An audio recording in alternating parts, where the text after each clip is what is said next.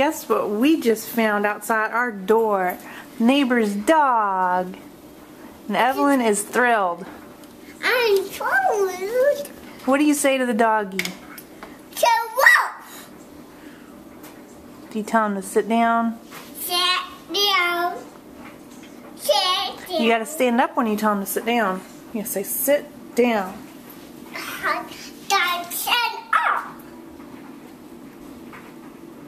How to chin up? You have to stand up. Now tell him to sit down. Sit down.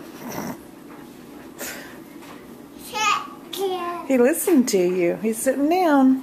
Sit down. Good job. Good boy. Good boy. Good boy. Good boy.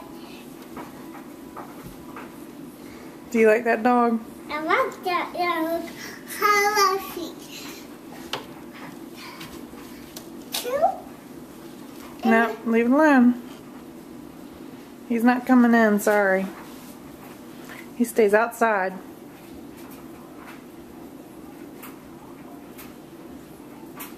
I like it. You like it? Yeah. Is he a pretty doggy? Yeah, pretty doggy. He laid down for you. He's a good boy.